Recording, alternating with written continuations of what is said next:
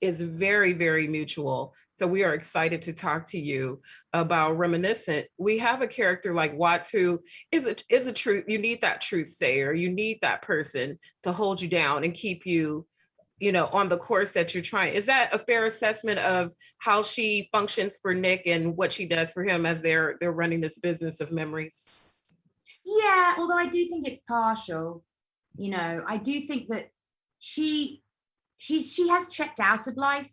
There's a cynicism there, a jaded quality, quite rightly, because of her own, problems in the past.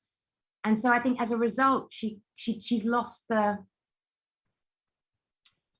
she doesn't dream anymore. Dreams. And when I say dream, I don't mean literally dream. She doesn't have any hopes. She doesn't have any aspirations.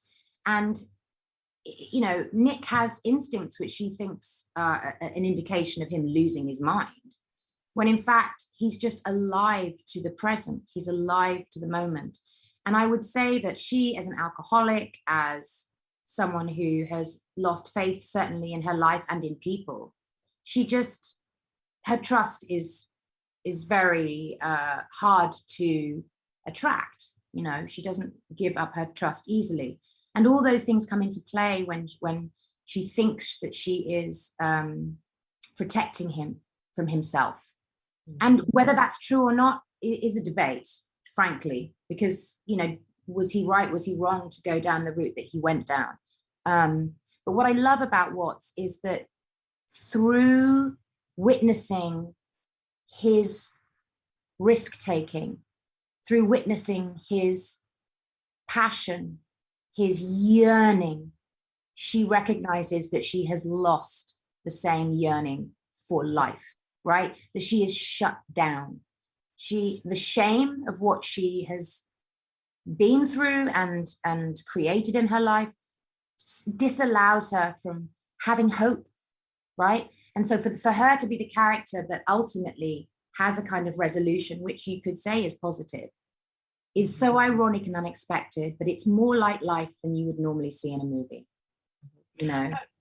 I like how you said that loss of yearning for life. And it makes me think of what we started off, that nostalgia is a way of life, the jumping off point for the movie. For you personally, where does nostalgia fit into life for you? Are you a nostalgic person? Do you like to spend a lot of time tripping down memory lane? No, I really don't. I really, really don't. Just because I want to better things. I have a memory for sure. A memory, yes. Nostalgia, no. Because nostalgia has a sense of there's a wanting in the present, which is what makes it nostalgic, right? I mean, I can find myself looking at pictures of my kids when they were babies and having a visceral grief because they're no longer like that. And the picture is almost like trickery because it's making me think, because it's so real that it makes me feel like they're actually there. In a way, I want to get rid of all photographs.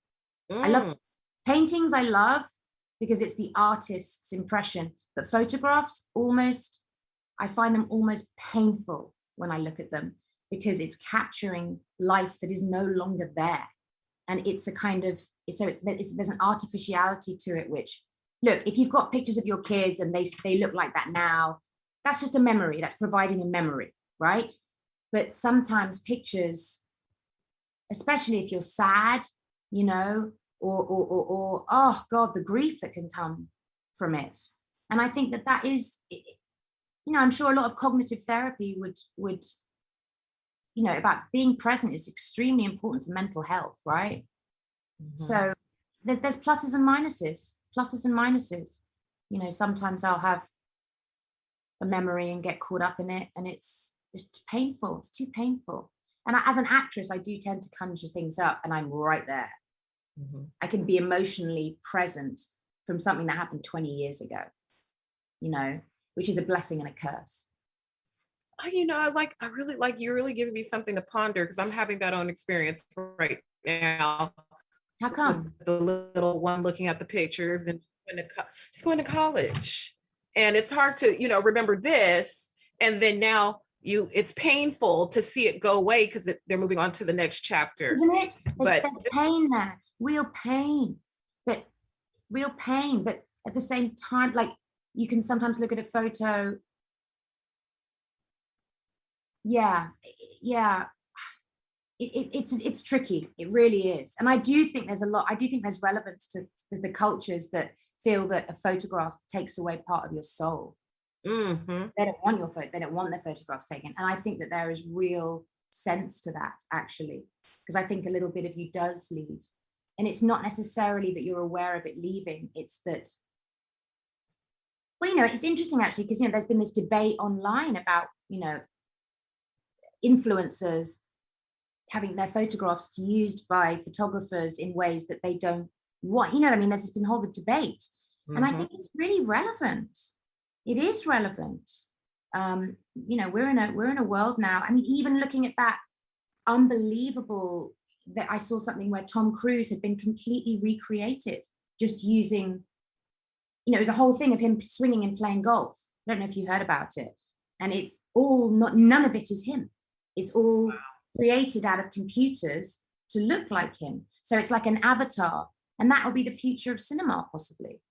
You are kidding, especially but it will be the future. So it's, you know, I think the blur between what's real and what isn't real is currently, it's narrowing. It's narrowing, and it, you know, the exploitation that can occur as a result, the framing of people that can occur as a result. You know, how is evidence going to be evidence if it could be doctored? You know, what are we going to do? Yeah. How is it going to affect the legal system? Really, I think the blurring of what's real and not real, and I also think it's had a massive effect on fiction too, that reality television, fiction has now become more like reality television than the other way around, you know.